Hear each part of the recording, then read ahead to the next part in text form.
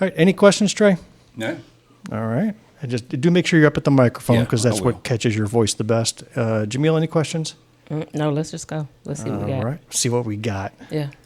It always is a surprise for you every time you show up. It is. You're like, what the Today, hell is in even store more today? so, though.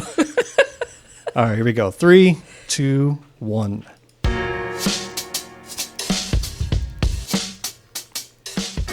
Welcome to episode 62 of Black, White, and Blue in the South, the podcast discussing Democratic politics with a Southern flair. I'm Bill Kimler. I'm Jamil Brooks.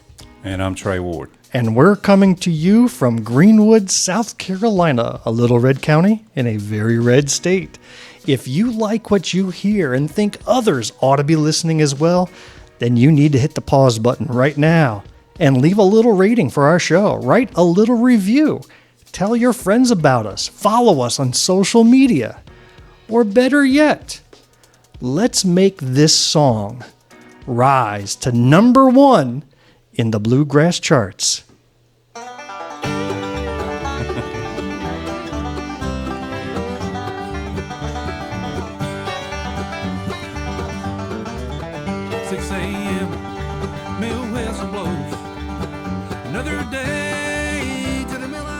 So you might be wondering, why am I playing this song? Well, I'll tell you what, this is in honor of our guest today. I thought so. Yes, and we're going to come back to this in a few minutes, but whatever this song is, we're going to talk about it in depth, and we need to make it rise in the charts. Wow. Just to let you know, Trey, I spent $1 to get that song legally. Oh, sorry. I didn't go online. I didn't download it from a pirated site. Thank you. And so that $1 is going to go right to your banks Thank after you so it's much. split with Bandcamp and split with your band members. Thank you. So now Christmas is going to be rich for your Wait, family. how many band members are there? Well, there's not a band anymore. Oh, so you get to keep it all. Keep it all. Some years ago. Wonderful. Well, we'll share with you why we want this song to be number 1 in a little while. Okay. But in the meantime, let us know what you think about bluegrass music by dropping us a note at blackwhiteblueinthesouth@gmail.com. You can find us on... Jamil, have you got this list down yet? I don't, because you keep it growing for some reason. Well, you can find us on Facebook, YouTube, Instagram, TikTok, Threads, Mastodon, and Blue Sky. Oh, I thought you would have added another one by now. No, I have not. Okay. I have not. We are still not going back to Twitter/X. No Ever. matter how much you want us to go back, we're not going back. Never. So check us out and look at those award-winning show notes in your little podcast app where you can find links to all of those accounts and more. Well, Jamil, welcome back. Yay. Welcome back. I can't believe the amazing things that have transpired since our last episode. Your sons have graduated. My daughter got married. Oh, God. And I would love to get into details about all of those things with you, but the reality is we're recording this before those things happened. So we can't tell you how it was, and we're going to just pretend like they happened at the moment. Great. In fact, there's a chance they didn't happen at all. They're going to happen. It's a possibility. You never know. You never know. So we record these episodes on Sunday afternoons after church. And this morning, Jamil, I have to share with you that our dear friend Oliver Danner, delivered a guest sermon at my church. No way. As we honored graduates today, and he is a graduate. Yeah. And when I tell you he had the congregation moved wow. to tears, Oh, wow. that is not an exaggeration. In fact, I talked with him afterwards, and I said, listen, we've seen you speak before. In fact, before I get into that conversation, shall we play a little clip of him speaking before at one of our breakfast meetings? Okay, cool. In fact, he was on... We featured this speech back in episode 20, back in 2023. Wow. And he's only grown in his skills since. So let's take a listen to what he had to say back then. Okay. Doing some research on this, John McCravy keeps citing this source. I noticed when I was tracking this, keeps citing this source that 80% of individuals that pursue transgender affirming or procedures, which makes it sound like surgeries, but really we're talking about hormones here, regret their decision as adults. That is a staggering statistic. That is because it is not true. The actual statistic is less than 1%, and that is just a detransition statistic. Surely, our community representative wouldn't just lie.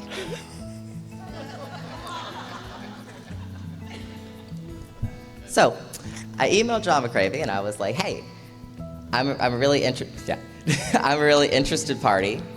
I would really like to know where the statistic is from. If you could please direct me in that area, that would be great." And to his credit, he emailed me back. And he directed me towards a study that was conducted in 1995. I want us to think about that for a second. What science could we think about that is the same now from 1995?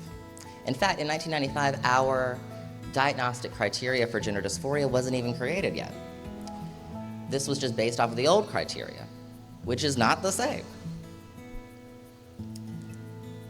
At Lander, we have, when we write research papers, we have to cite studies that were conducted within the last 10 or so years, And, for example, Dr. Walkup, if I cited a study from 1995, would you accept that? No. No, of course you would. Of course you wouldn't.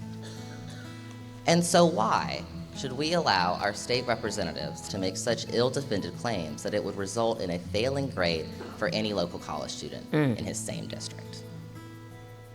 So that was Oliver 2 years ago. Well done. It reminded me of something that a young person had said in college. They asked a professor if they could cite something. She wasn't sure because it was written way back in the late 1900s.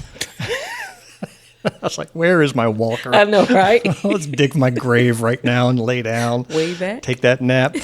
But Oliver, as you can see, that was him at the age of 19, 2 years ago. Wow. Just a natural speaker. Wasn't reading from notes, sitting in a chair, just talking conversationally. And he gave a sermon today because he's a member of my church that just talked about his experience there. And we'll provide a link to that in our show notes because you're going to have to see the sermon. Okay, great. Out of this world. But I talked to him afterwards and I said, listen, I know your speaking style is good. Right, you're natural at it, so I wasn't even wowed by that. The content of what he wrote, the substance of his message had everybody moved to tears. Wow, yeah, amazing I gotta deep watch message this. for somebody who's only in his early 20s. Yeah, wow. I just anticipate great things for this young individual. Wow. So he's got the gift. That's not something you can train. Yeah. Something you're just born with. So. Thank you, Oliver. Congratulations to you. Congratulations to all the graduates who have achieved this monumental achievement. Yeah. That's wonderful. So anyhow, let's get right down to the work at hand today. We got a lot of stuff to cover, especially with our beloved guest. But let's begin with... Your South Carolina representatives at work. Or lack thereof. See, Trey, we're a professional outlet here. We're top-notch production, as you can see. Everything we can do, we do with free tools. In fact, Trey was chatting with me about what tools I use. He wanted to get into the trade. Oh. I think he wants to start a podcast. You should. You got a podcast in mind there, Trey? I don't think so. No. Anyhow, we only really have one subject to talk about today. What's that? And that is our representative here in Greenwood, local House Representative John McCravy, has gotten into the national news. Yeah. And not over anything that's good. So what has happened? Well, the headlines say activists push, the activist being a group that John McCravy is affiliated with, for a near total abortion ban leads to split among South Carolina Republicans, and this comes from the South Carolina Daily Gazette. Okay. So here's the story, and I want to go back to, we talk about John McCravy all the time, but I Yeah. want to go back to the beginning of this year when John McCravy, who was part of the House Judiciary Committee, one of the most powerful committees. Correct. At the very beginning of the term, week number 2, Yeah. he decides to come out and say, I'm leaving the committee. I Yeah. resigned. Yeah. It's like, what? Why would you give up a position on the most powerful lawmaking committee in the House of Representatives? And he wrote 3 different explanations, none of them correlated with each other, but basically he quit He said that their priorities weren't the right priorities. Said that he was upset the Democrat got a leadership position on a subcommittee. Yeah. He was upset about this, different reasons. All right. Yeah, it didn't Anyhow. align with his conservative And- views. Right. Yeah. And the head of that committee, because I want you to remember this, is a guy named Weston Newton. Okay, yeah. Right? Weston Newton was who he had written that letter to. Mm-hmm. So anyhow, he left, and it's like unheard of to leave a committee. You're assigned the committee, unheard of. Yeah. Fast forward to May. Another news article comes out. And this time, the co-chair and co-founder of the South Carolina Family Caucus. Yeah. All right, not to be confused with the Freedom Caucus. Because they both start with F's. Right. The Freedom Caucus I consider to be clowns in a car. The Family Caucus is the true ultra-white right wing. Yeah. Like they're pushing the extreme legislation. It was a pretty big caucus, had 50-plus members in it. Yeah. So John McCravy founded that years ago along with Representative Davy Hyatt. Mm-hmm. And Davy Hyatt had been a representative for over 20 years. I mean, we're talking a long-tenured, respected politician. So anyhow, news broke. Davy Hyatt decides to resign from the House. Yep. From that family caucus. Not resign from the House. He's still in the House. From the family He- caucus. Just from the caucus. Yeah. And for the co-founder to resign, Said something. says there's a break. Why did he resign? Well, news came out, and I want to make sure I quote this. Yes, please do. Why did he leave? Because Hyatt, and I'm quoting the article here, Hyatt accused McCravy of making homophobic and anti-Semitic remarks about fellow legislators. Oh, Lord. Hyatt told the Post and Courier he resigned his membership partly over McCravy's offensive comments about two fellow legislators.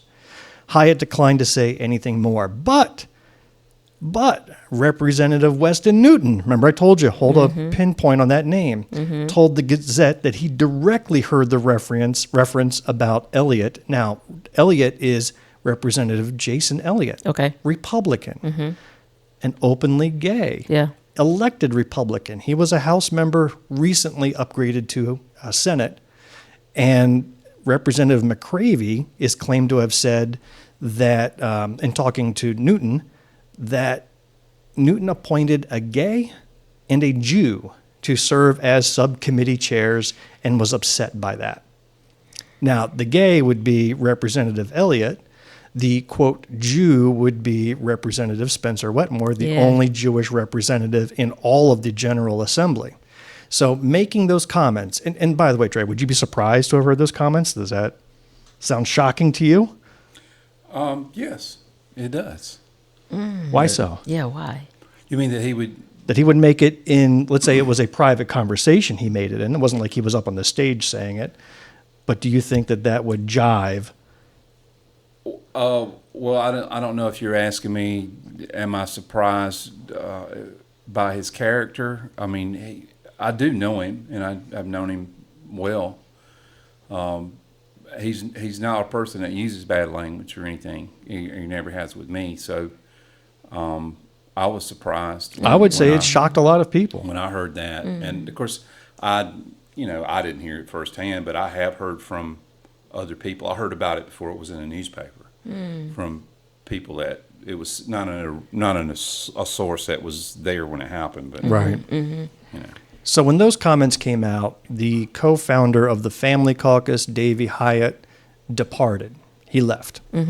Well, then it got worse because that weekend, subsequent, and that would have been Palm Sunday weekend, there was an activist group, this pro-life Students for Life group that Yeah. John McCravy is Yeah. affiliated with, went to a lot of the representatives' home churches, and these are Republican representatives, and dropped literature on the windshields of the cars that are in the parking lot on Palm Sunday. I'm going to show you a picture of what one of those flyers looked like. Let's see if you can see this up on the screen. I'm going to do a little zooming in. And as you can see, this is a picture of Merle Smith about passing the Human Life Protection Act, and that is John McCravy's signature piece of legislation. And it says, with a picture of Merle Smith on it, tell Merle Smith Jr. save thousands of babies a year. Basically, they want a ban on abortion from the moment of conception. So not even the 6-week ban, which is already extreme, already in place. John McCravy wants to take it down to 0 days with no exceptions, except perhaps the life of the mother, but rape, incest, all those other exceptions are gone by the wayside. Now it's pure, if you're conceived, you are going to be shepherded to life no matter what. So this flyer went on the windshields of cars all throughout Republican legislators' districts. Guess what happened the next day? What? 29 members of the Family Caucus resigned in a group letter, and they were not happy because you don't attack their home churches, right? If somebody went and put flyers, you go to Morris Chapel. Maybe I shouldn't reveal that, but No, it's fine. Okay, good. You go to Morris Chapel, and here's the address. Yeah. No, I'm kidding. Yeah. If somebody went and started flyering all the church attendees' cars, there'd be some hell to pay, I think, afterwards. Yeah. You don't do that. Yeah. That's kind of like off bounds. So they did that, and over half of the Family Caucus, all Republicans, all very conservative Republicans, mixed with these flyers and the statements that John McCravy is accused to have said, they've resigned and want nothing to do with him. So do you think that, and Trey, you might be able to add to this because I've never been conservative, so I don't know this. I don't know how to respond to this. But do you think that those that have conservative values are a little frustrated that maybe conservative is being mixed with such a strong flavor of hate now in distributing the message? Because if you think about, like McCravy always says, his conservative values, his conservative beliefs. But in that, somehow, there's a strong sense of hate that is coming. So now you have posters about conservative beliefs, and then you have the anti-Semitic and the homophobic things that are being said. Do you think those two are being blended together to give conservative views a bad look? You're asking me? Yeah. Well, I'm going to reject the premise of the question and say that none of this is conservatism. I consider myself a real conservative, and a real conservative supports personal liberty and wants the government to stay out of your life, not get more involved in it. And I also reject that it's Christianity. Oh, most definitely. Yeah. It's not Christianity. If it is Christianity, then I don't worship the same God. Yeah. Because it doesn't involve any unconditional love. So I don't believe that John McCravy represents Christianity or conservative politics. Yeah. Now, we'll talk about your background in a little more detail Yeah. shortly, Yeah. but you have a background in Republican operations. Yeah. So I'm going to ask you this question. If you were advising a candidate who has had these type of accusations launched against you, what would you advise them to be their next step? To be honest and tell the truth, because it's going to come out. I mean, if he really did this and he wants to survive it, then he needs to tell the truth and confess and ask for forgiveness. And whether or not he'll get it or not, I don't know. He might. From his constituents are supposed to be forgiving. Yeah. True. I can testify to the But opposite. to deny it and then to be caught with a smoking gun, and today, I would be really careful about trying to steal a chicken anywhere because there's cameras and recordings, and I wouldn't be surprised if one surfaces. I would, and so. But whether someone's watching or not, Yeah. he should tell the truth and be honest. Well, he did two things. And if he didn't do it, he should say he didn't do it. And what he should have done is whether he has said, and he is correct, it's illegal to coordinate between a PAC, and the message with a candidate. Yeah. And he denies doing that, and that may be true.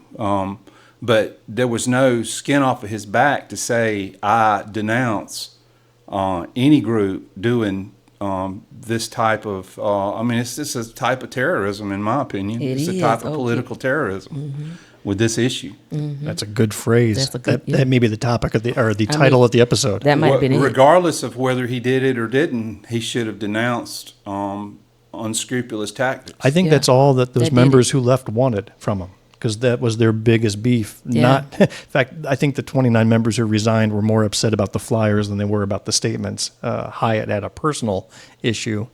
But John McCravy came out and did two things. First thing he did was deny. Okay, that's the Trump way to do things. You Okay. deny anything, even in the face of evidence and credible testimony. I mean, again, we're not talking about a Democrat making these claims. We're talking about two senior members of the South Carolina Republican House. Like, these are leaders who have combined between them 20 plus years or 40 plus years of experience in the House, suddenly coming out for no reason at all. I mean, come on. I don't think there's a suddenly. I think this was a point of escalation. If we say that, who did we say? It wasn't, who resigned the last time? The second one who came out and resigned. Who did you say resigned from the family caucus? And they gave two reasons. Well, you had Davy Hyatt, who was the co-founder. I want Davy Hyatt. Davy Hyatt. Then you had 29 others followed him So the week I'm later. talking about Davy Hyatt. So if you think about somebody like Davy Hyatt, the co-founder, it wasn't these two comments that triggered him to say, I'm done. There was an escalation up to this point. So there were many things. And this was the final straw that probably broke the camel's back. I think- And so my question becomes, why do we let it escalate this much? Like, you've seen and you've heard, and you've probably been privy to a lot of closed door conversations where there were things that made you feel a tad bit uncomfortable the whole time. And you could have seen, as a co-founder of an organization, you can look and see the downfall coming. So why not jump out sooner? Why wait on, as we say, these two comments? There was so much more, and no one tapped this dude on his shoulder and said, hey, we got to redirect ourselves or something. Well, I agree. So McCravy did two things. The first thing he did was deny, and he came out with a Facebook post. I'm actually going to play an audio clip of, and this is an AI-generated voice. So That's this our is not disclaimer right there. John McCravy. This is not his voice. I don't have his voice. He just wrote this, but I don't want to read it out loud. I would Correct. rather you hear it.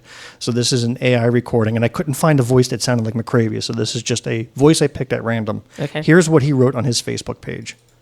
This same slanderous tactic was also used by the same group that attacked the Freedom Caucus, calling those members anti-Semitic. The objective record shows I am wholeheartedly supportive of the Jewish people. Even introduced a resolution supporting Israel and the Jewish people last year on the floor of the House. So two things I noted from that. One, he mentioned nothing about being upset about a gay being appointed to a leadership committee. So he didn't even reference that. So I can only assume that he's accepting of using that slur. And then secondly, he says he's pro-Jewish by giving what as evidence? By doing a pro-Israel stance, supporting Israel. Yeah. As if the Jewish religion is only defined by the government of the state of Israel. Yeah.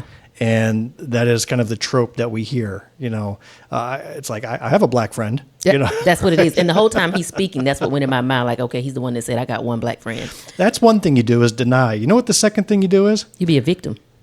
Well, yes, you be a victim. And what do you do with that victimhood? What do you do? You fundraise off of it. Oh, you lying. So I got this mailer in my mailbox, since I live in that district, came from the office of John McCravy for House. And in it, it says dark money backroom deals with a sketchy black and white stock photo of some people behind, in a room, darkened room. You can see their shadows shaking hands. And the tagline says, the Columbia Swamp is attacking our Republican state representative, John McCravy. The Columbia Swamp. As if it isn't a supermajority of Republicans already, he's going to call it a swamp, right? Well, the backside of it says this. Talking about an anonymous dark money group is coming after our conservative representative, John McCravy. He doesn't mention that it's other Republicans that have come out against him. But at the end, it's basically to donate and to join the fight. He's going to fundraise off of his victimhood. And I actually got 3 copies of this in my mailbox because he's got 3 different names for my address. So those came in. Trey, did you get one of these? Yeah. Yeah. Did you donate as a result? Did that inspire you to give? No, I didn't. No. I Okay. didn't. Yeah. Same here. I was always examine them though. I looked for it. Said it was paid for by McCravy for house. That's the first thing I looked for. That was the first thing I looked for. And I didn't. Back in the old days, I would have looked at the permit number and found out who mailed it. But I didn't do that. Defending the right to life, but I don't see any mention of defending the right to sustain life. Opposing building casinos in our backyard. Okay.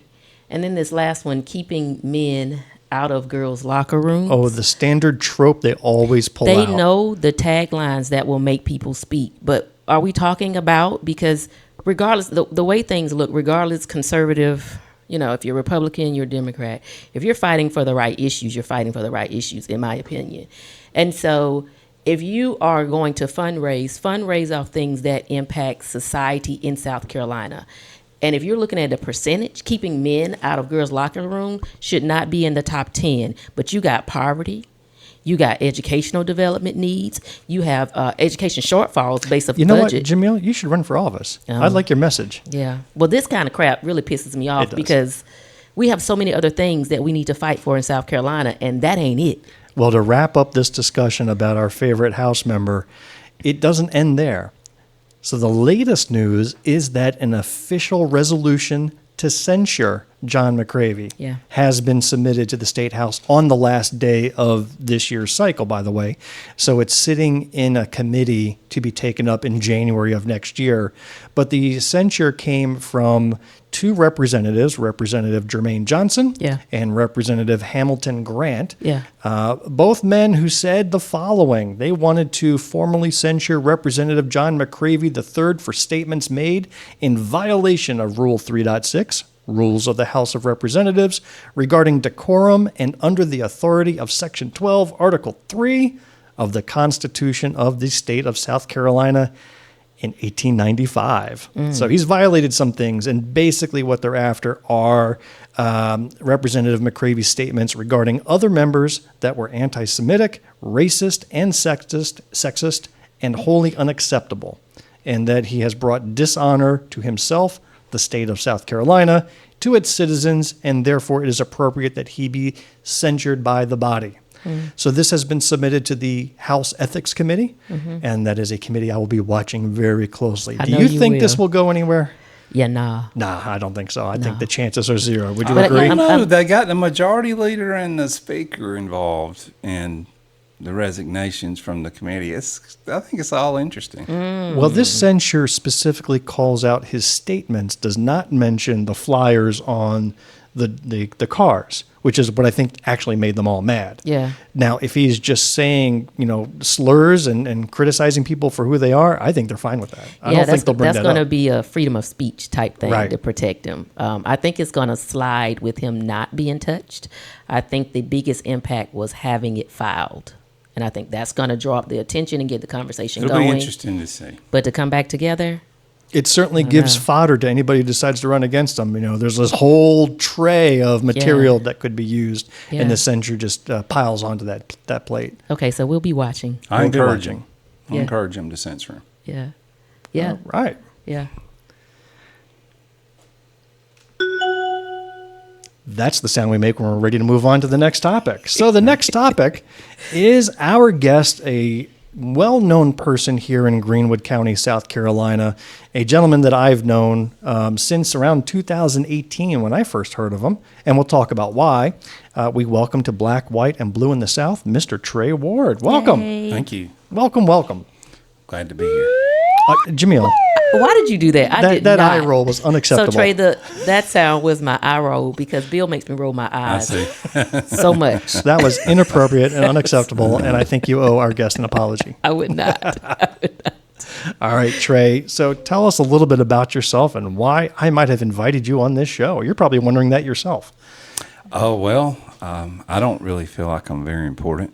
I don't think I'm I didn't say famous you or were anything. important. I said you were well known. Those are two Well, different things. I don't know. I might be hated in a lot of I'm probably disliked by more people than I'm liked by. But Well, I can tell you that Bill is a fan of Trey Ward. well, Okay, so thank you. Oh, yeah. That makes Yeah. one. Yeah, but don't say anything today that'll make me leave that caucus. I'm right now the only member of the Trey Ward I'll caucus. fix him. Wait till the end. okay. Well, I mean, you're a small business owner, Right. right? Right. And what kind of business are you in? Well, I'm basically a painter. Not an artistic painter, but a building. Yeah, we facilities. do. We can paint your bathroom or gazebo, or we can, paint your battleship or your. Oh, that's cool. What's the biggest job you've had? Have you actually done a battleship? No, maybe the train. Oh, that's Or cool. this building here is pretty big that we're It is. sitting in. It's a 6-story building. So Right. So that cobblestone parking lot that's been blocked off, it's because Yes. his Oh, company's that's you- busy that's you renovating the blocking paint. It's his fault. It's all his yeah, we crap. do a lot of specialty type things. Wow, that's But cool. he's painted at my wife's company, big facility here in Yeah. Greenwood, pharmaceuticals. He's taken on large jobs, taken on bathroom jobs, Oh, right? cool. Yeah. He does it all. Yeah. And it's a family business. Your son's in it too, correct? Right. He's that's amazing. the fourth. I'm John Ward the third, and Okay. he's the fourth. Okay. He'll Did you be know the- I'm a fourth as well in my Really? family? I I didn't am. know that. I'm a William Kindler the fourth, and He my is. son is a fifth. Wow. Well, it's up to my son to carry right. the tradition, but he's the fourth. He'll be the fourth John Ward to run the company. So, Oh, wow, that's amazing. Oh, I didn't realize that it went even further back yeah. before well, you. really, my dad started it when my grandfather came home from World War II. He was at the Battle of the Bulge, and he came home from World War II, and he had a 7th grade education, and he started working in the mill. And of course, our lineage is Lintheads, and that's why they call mill workers Yeah. around here. I'm sorry, lint heads? Lintheads, yeah, Yeah. just from the lint in the air, and it gets in Oh, your wow. hair. Yeah. Gets in your hair Wow. and your lungs and everything else. But anyway, so my grandfather came home and went to work in the mill and started, doing carpenter work and painting houses on the side, and that's how where our family business came from. Well, actually, that transitions to the next big aspect of your life. In addition to being a working man and a business owner, you're a musician, and quite an accomplished Some one at people that. say, Yeah. Well, listen. I've seen you. I'm no professional, but I will qualify you as a musician. I've seen you Yeah. perform live. Oh, thank wow. you. So but- talk about that musicianship. What do you play? What are the bands you're in? What kind of music is it? I guess music has just been a lifelong thing. Maybe when I was young, I thought maybe I was going to make a living doing it, but that didn't pan out. Or really, me and my wife were talking the other day. I didn't give up my dream of music. I chose to take care of my family and be a regular working guy because. Most people that if you do make it in the music business, you got to wreck your family and your health and everything else. Wreck everything except, put that first. And I wasn't willing to do that. So that's why you turned down the offer by Pearl Jam to join them back in the well, day. I never had any offers No? like that. But Okay. I'm going to write a novel one day, or not a novel, a biography of, I call Near Misses about my life.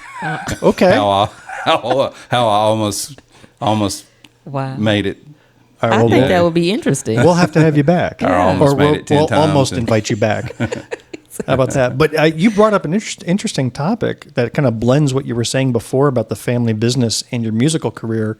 You talked about the mill, and that was your father or grandfather worked at the mill. Which one? Right. Well, my mother and father too. Okay. I grew up right here, a block or so from here. So Okay. tell our listeners a little bit about the history of Greenwood and the mills. I know you're deep into that subject, but for Yeah, somebody who well- may not be from here, what's that all about? Well, I was born in 1967, and this building that we sit in was Greenwood Mills' headquarters. I think they also had a headquarters in New York, maybe New York City.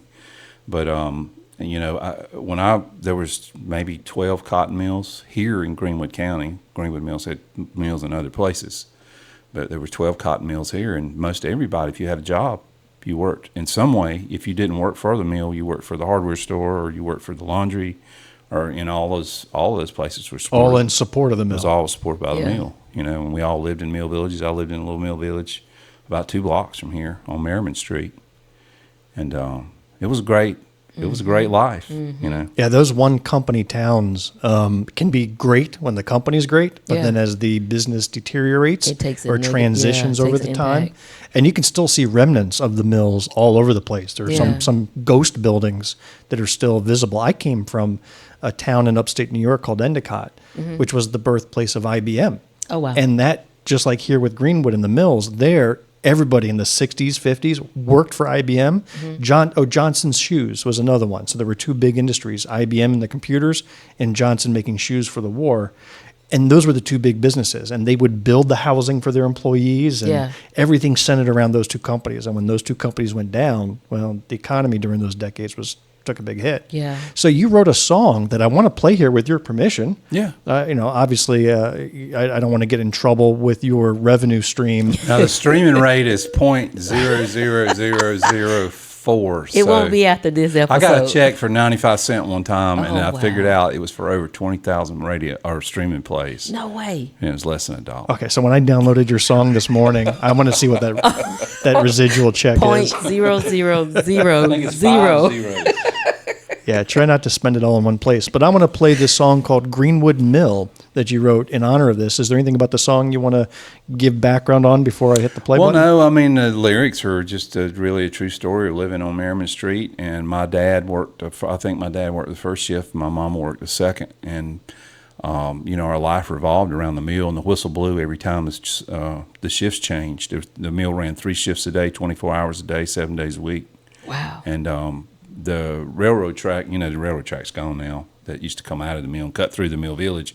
But when the whistle would blow, my mom would put her, so this would be in the middle of the day around 2 or 3 o'clock when the first shift got off and the second shift went in. She would take her sack where she had made her lunch down on the counter, and she'd grab me by the hand and she'd walk down the railroad tracks. And the whistle would blow, and my dad'd come out and take me and go back to the house, and she'd Oh, go wow. in. And then when my dad, he would usually drive the car down to the mill gate, like I can't remember what time she got off, 11, 12 o'clock. He'd wake me up, put me in the car and drive down there so she didn't have to walk home in the dark. Yeah. So that's the way you did, that's the way everybody lived. Everybody I knew, lived in the mill village. Okay. Wow. Well, I don't want to ruin the momentum we have in talking to you. So, But that's a good intro. That's a good at the intro. end of this episode, we'll play the song in its entirety at the end. So, Okay. so for our listeners, stay tuned, and we'll have the entire 3-minute song. And the musicianship is top notch.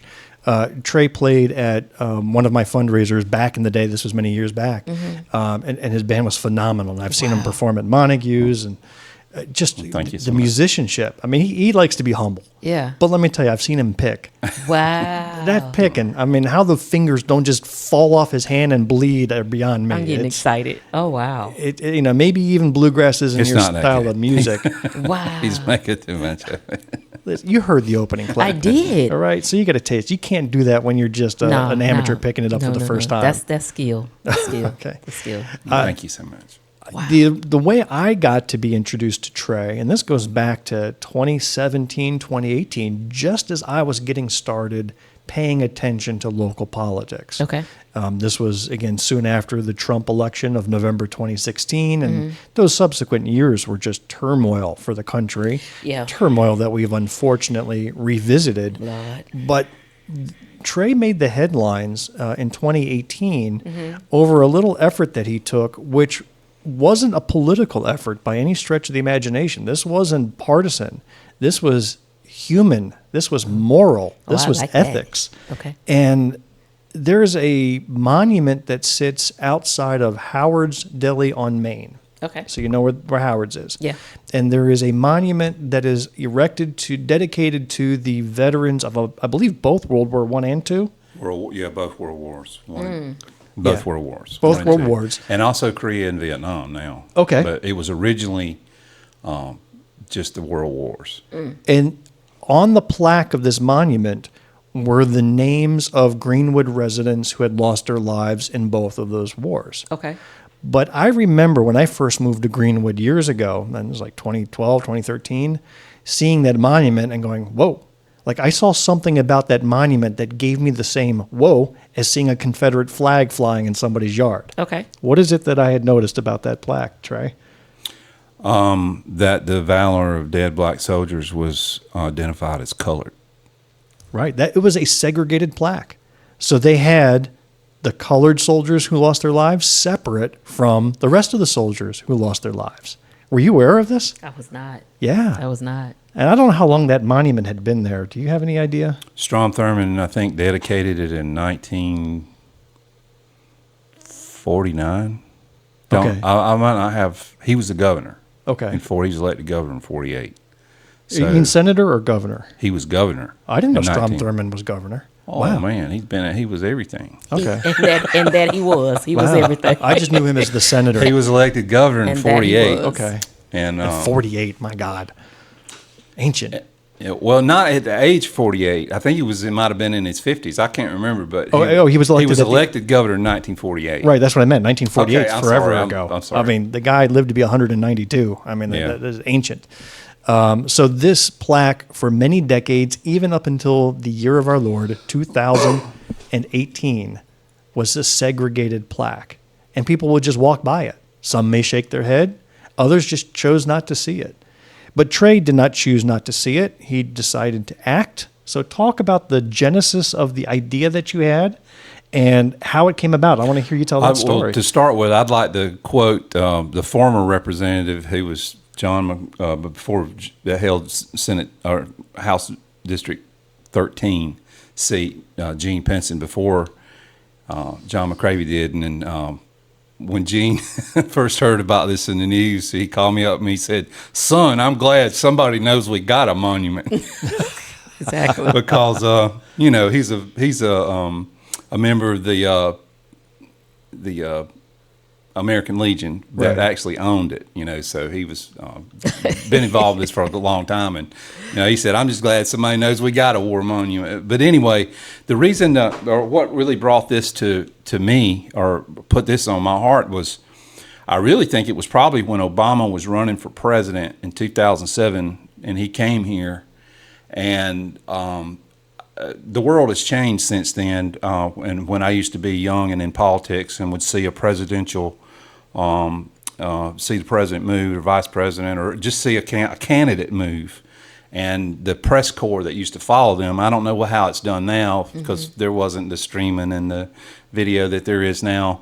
But there were buses, chartered buses that followed candidates wherever they go, and a candidate would stop and get out of his car, and there'd be 2 busloads of reporters, following them.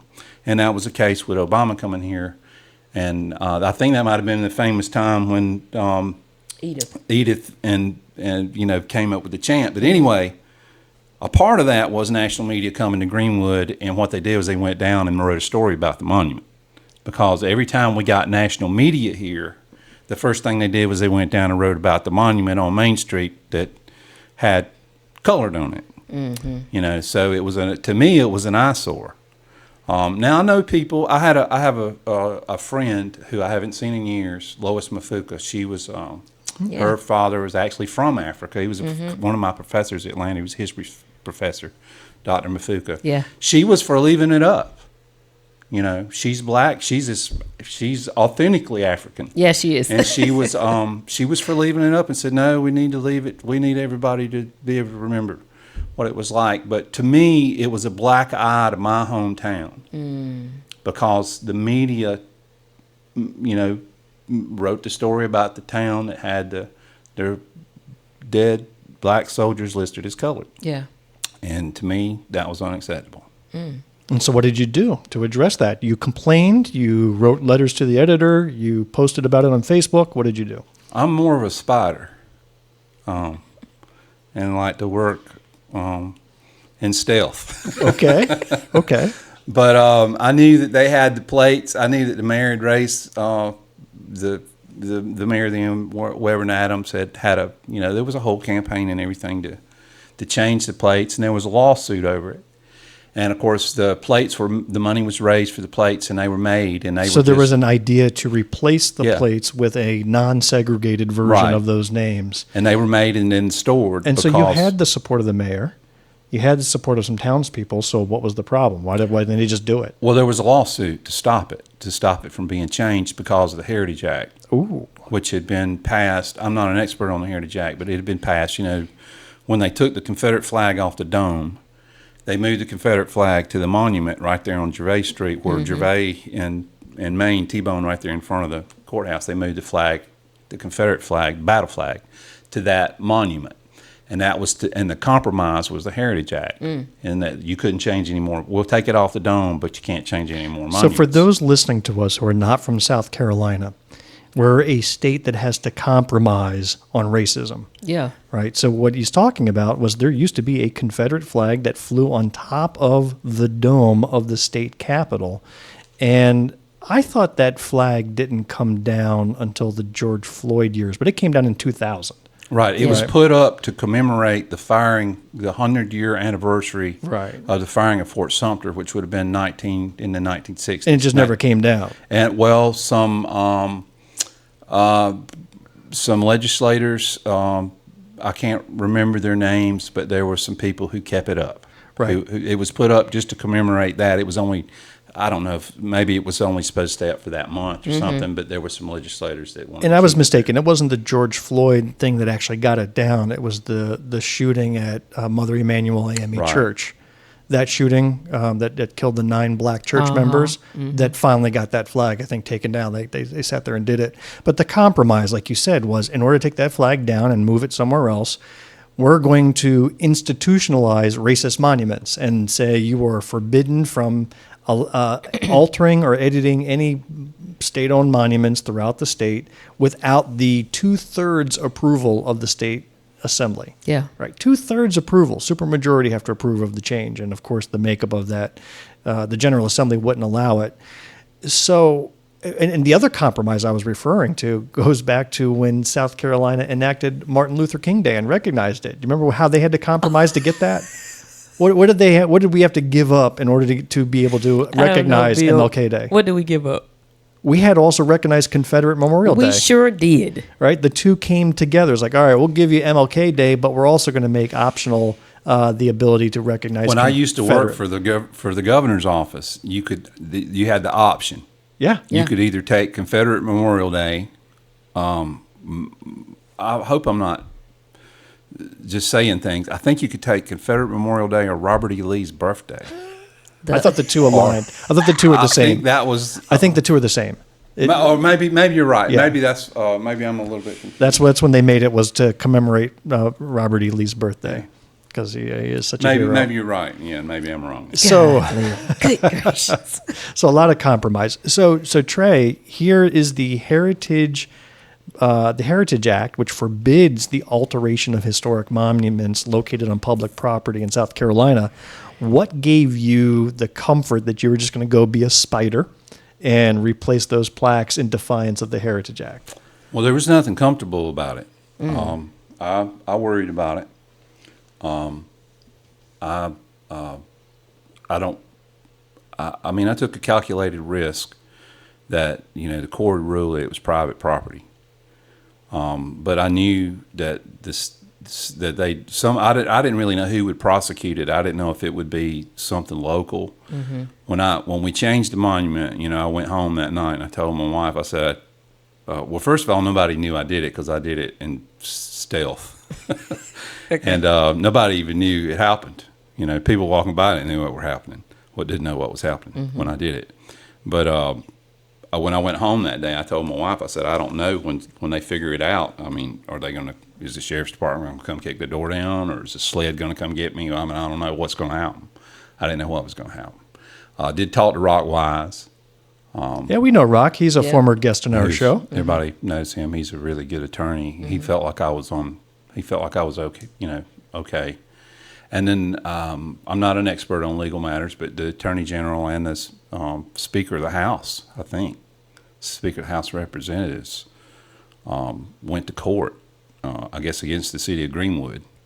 There's probably somebody better qualified to come and explain the court case, but basically I guess they ruled that because I wasn't the city and I wasn't a party to any of it, that there was really nothing that they could do. And that it had been changed, and it was nothing anybody could do about it. Here's what Trey said on record. This is what he was quoted in the paper as saying back in 2018. He says, I don't want to get arrested, but if they arrest me, I'm not going to let anybody bail me out. I'm going to stay in jail forever. deep. Family man, family provider, willing to give all that up For the right. monument to do what's right. Well, that's right. Well, what I meant by that was I was going to cost No, them no, more. no, I was too going to late. make it cost them more than as much as I could. I can edit all that out. We're just going to leave it as it was. Too late. No, it's okay. You also mentioned that this plaque was very personal because you had attended Greenwood School, but starting in 1973, back when this city was going through a major shift. That's right. As far as I know, I was the first. From what I understand, I don't remember this. I went back and talked to other people about it, but they staggered integration here, and I don't know. They integrated the high school first, and I remember in first grade the police department surrounding Blake School, which is now the United Way and used to be the Emerald Center.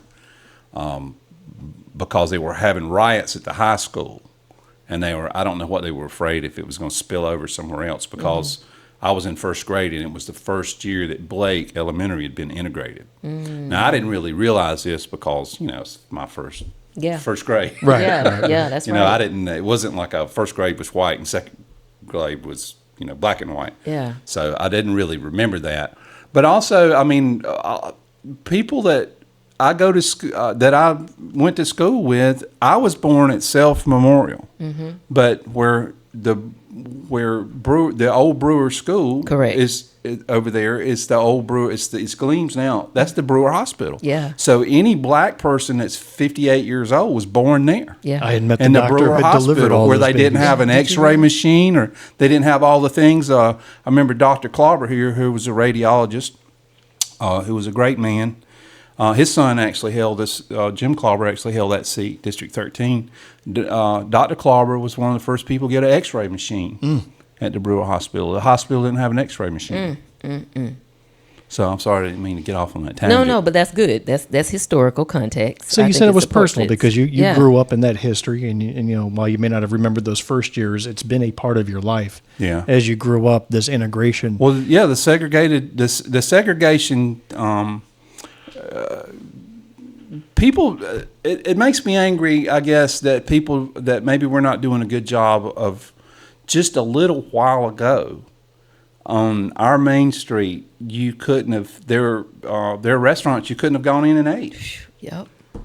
Those soldiers coming home on a bus couldn't have gone to the bathroom. That's couldn't right. have gone and ate in a restaurant. They had served their country over on the other side of the world, Yeah. and they had lived through it, and they couldn't go to the bathroom. The ones that died couldn't be placed alongside. And there was one, I'm sorry, I can't remember his name. It's a very famous story, and it's the reason Harry Truman integrated the Army was because of the sergeant on the bus. I can't remember what county it was. The sheriff beat him till he was blind.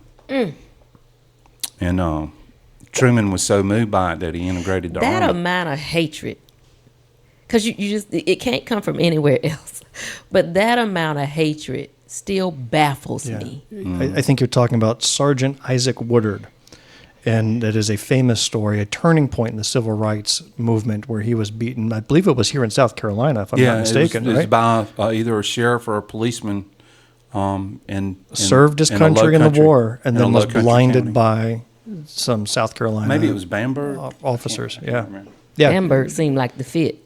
I can't remember, but, Yeah, but that seemed like it could Famous, be a fit. famous story. So great. So I got to know you from that. I mean, not personally, and you and I have crossed paths over the years. And I just wanted to again say thank you, even though it was many years ago. It feels like it's ancient history. I don't really It still feel like was. Well, it still was an act of bravery because there Yeah. was a chance of jail. I think the thing that gave you some cover was that a local judge said, well, because that monument stood on private property, you were allowed to do it. However, the opponents to that could have challenged that ruling. They didn't. They asked the judge to reconsider, but they did not appeal it to higher courts.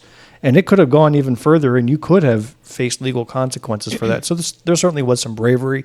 And like he said, there's a bravery of those that stand up and run for office or go to picket lines and protest or do things that are public facing.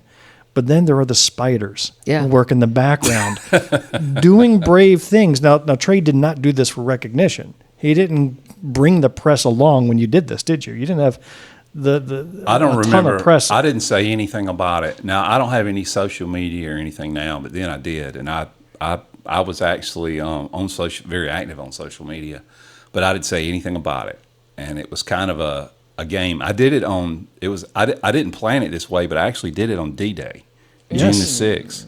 I didn't plan. I didn't say I'm going to do this on D-Day. It just worked out. You know, when I was there, you know, at daylight, waiting on the sun to come up. Right. And I actually got a parking ticket while I was doing it. See, he did sacrifice. And you know what I did? I said, there is no way I'm going to let. I took it off my windshield right then when it happened, and the reason I got it was because I had my truck turned around backwards in the parking space so I could load the plates that I took off into the back of the truck. And I got Whatever happened to the original plates? The original plates belonged to the court ruled that they belonged to the American Legion, and the American Legion instructed me to take them to the Veterans Museum. So I drove to the Veterans Museum and I knocked on the back door, and when the lady opened it, we took them in and leaned them up against the wall in the hallway. And I said, the American Legion says these belong to you. And she realized what it was, and I think she got a little bit angry. Is that the museum here in Greenwood? Yeah. Okay. The Veterans Museum. So can we go there and see them? I don't know if they displayed them or what they did, but we didn't hang around to find out what anybody thought. We left. Oh, how about that? So we left the original plates with them. So I want to wrap up with a final topic, and this came from one of the quotes in the articles. You were quoted as saying, "I used to be the biggest Confederate flag supporter there ever was, and I've kind of come to disagree with that." Now, I don't want to talk about the Confederate flag specifically, unless you do, but more of the evolution of your political beliefs. I mean, born and raised in the South, you can hear it in your voice, you can hear it in your experience with the mill and everything else. But the Trey Ward that's sitting in front of us today is quite different than the Trey Ward of 20, 30 years ago. So maybe share a little bit about how your political thoughts have evolved. The last thing I would call you is a full-out Democrat. I mean, that's not what I'm hearing from you at all. Yeah. But I do hear an evolution and a concern about where some of the politics have gone today. In fact, you were very active in Republican politics. Let's start with that. I have a degree in political science, and I came along in the Reagan era in the late 70s, early 80s. I guess really I became of age. I think I registered to vote in 85, so first person I remember voting for was Carol Campbell for governor.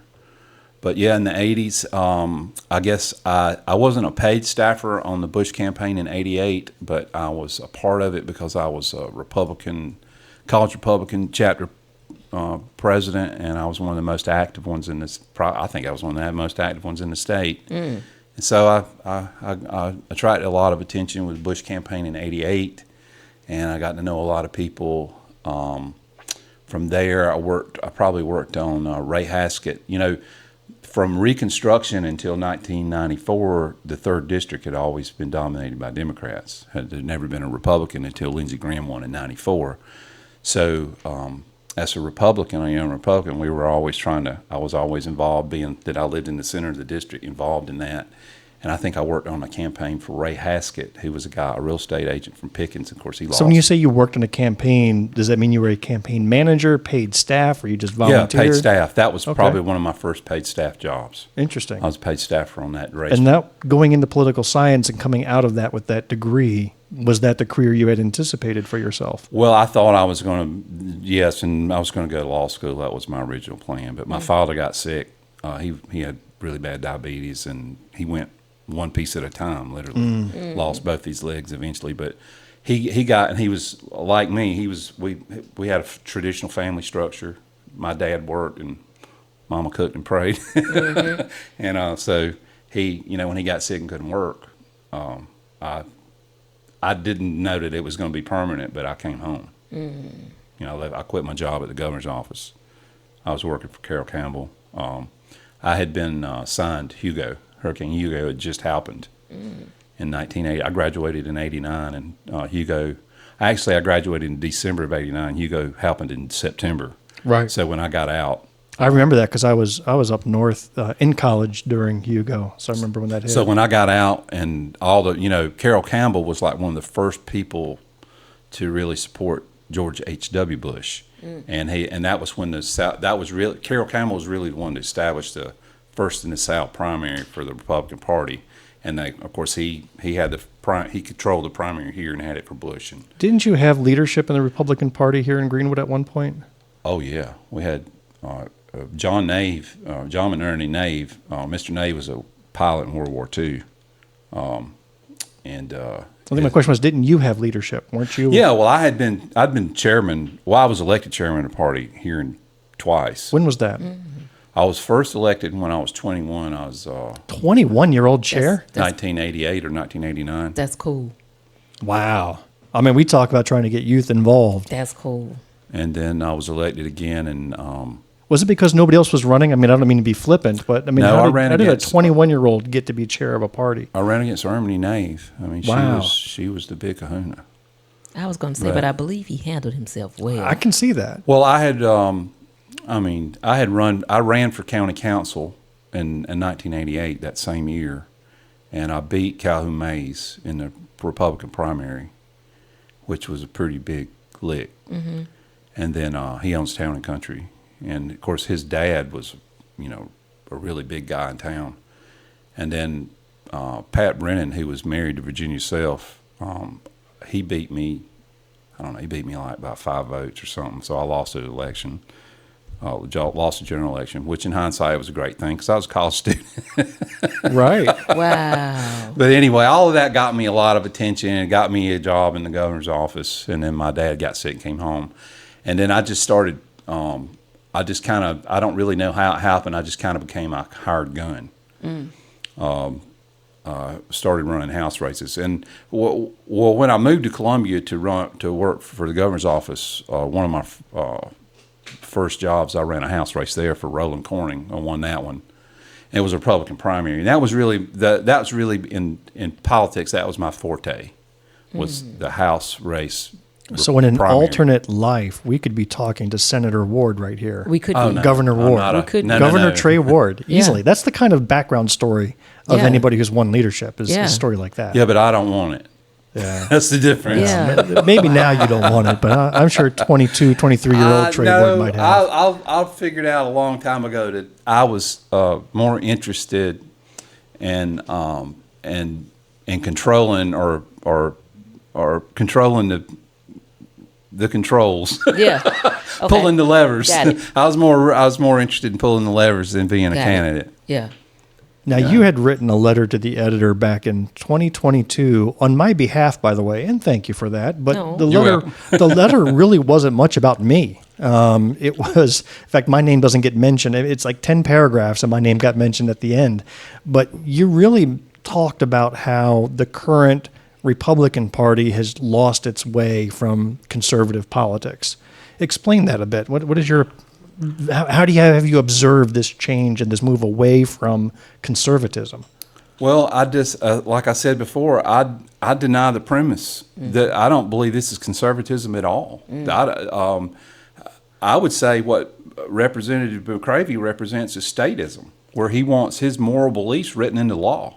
And that's how would neither you define? Christianity nor conservatism. How would you define That's conservatism? then? valid. Conservatism is personal liberty.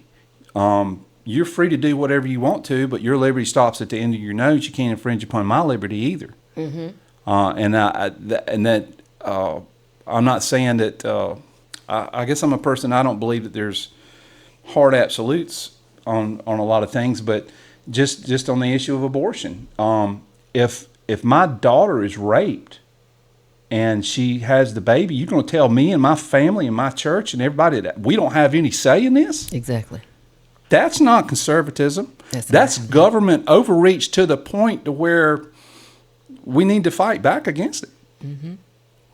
You won't say you have any disagreement from me. Ooh-wee. Especially now that there's this story coming out of Georgia. Have you heard of this? What? About this poor young woman who is brain dead, Yes. being kept alive Yes. because the laws of Georgia, the Republican laws, Yes. say you got to keep this body going because she's pregnant. Well, you know what? Her family may want to do that, and if they do, that's none of our business. But the family mother doesn't. does not. Well, I know it. I'm Yeah. just saying, if whatever their decision is, it's none of our business. That's right. And that is the biggest issue. And I think that is the biggest distraction. We are trying to take people's personal business and tell them what to do with it. But if we just focused on our own, I think we would be in a lot better place. Like this poor lady from Georgia, the torture that family is going through. And then there's so many discussions about who's going to foot this bill, the hospital bill that's attached to keeping the mother's body in a state that can actually be conducive for growth of this child. So we have the financial portion of it, but we ain't even touched the psychological damage that's happening on these families. And I just keep screaming from the top of my lungs, how in Sam's world are we going to allow elected officials to tell us what to do inside of our Exactly. homes with these Exactly. situations? Well, I would say that is and the real conservatism at one time in Thomas Jefferson's day would have probably been called classical liberalism. Okay. But personal liberty and physical restraint would be the hallmarks of conservatism. And also, if you want to go back even to Edmund Burke, which is probably a little bit more social, but Burke conservatism was let's keep the old parts of things that work well. It didn't mean keep slavery. Yeah. Or it meant keep the parts of society that works well. So I just think what we're calling conservatism has just been turned on its head. It's not conservatism at all. It's maybe it's a bunch of different things, but it's not conservatism. Well, Trey, everything you're saying has been absolutely interesting. Trey, we can bring you back to keep this conversation going. This is good. In fact, Jamil's about to kick me out as co-host. It's going to become the Trey and Jamil show. I am not. We're together forever. I see it in your eyes. I see it. Trey, anything else you want to wrap up with before we close out for today? Any final thoughts you have or anything you wish you had said? Well, no, I'm proud of the legacy of taking the monument down. I'm glad that that's gone. I don't really have any political ambitions. I don't really work on campaigns anymore.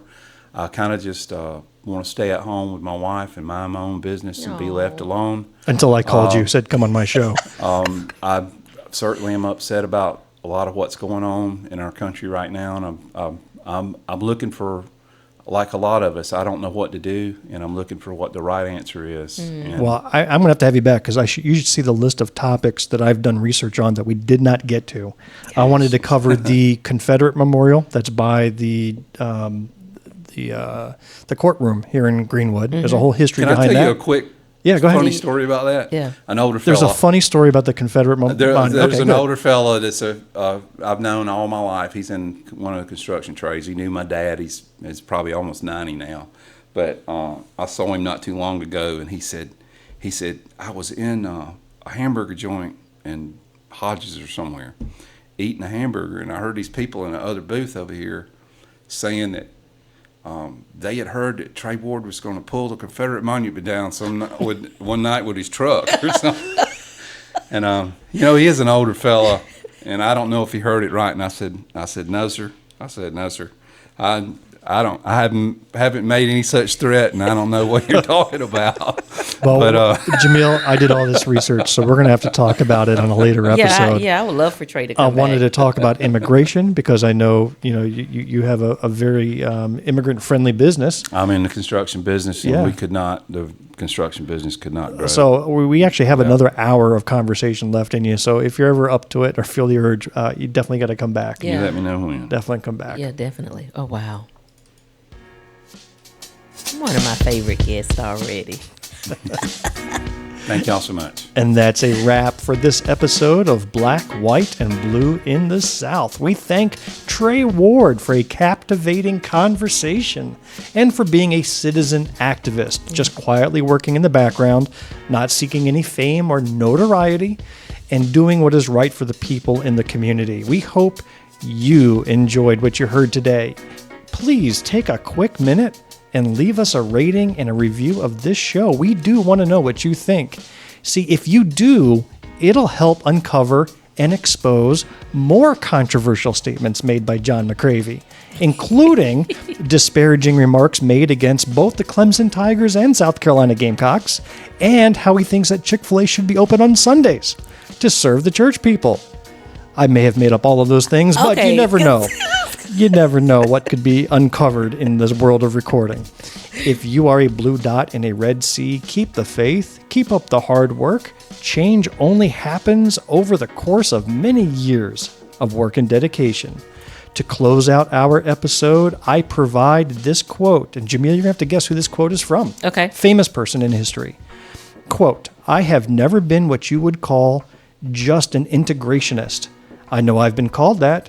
Integrating that bus wouldn't mean more equality. Even when there was segregation, there was plenty of integration in the South, but it was for the benefit and convenience of the white person, not us. Child, who said that? Well, the clue was right there in the quote. Was it Rosa? Rosa Parks. Yeah, all right. Off the Shout out to bus. Rosa. Bless Rosa her. Parks. Yeah.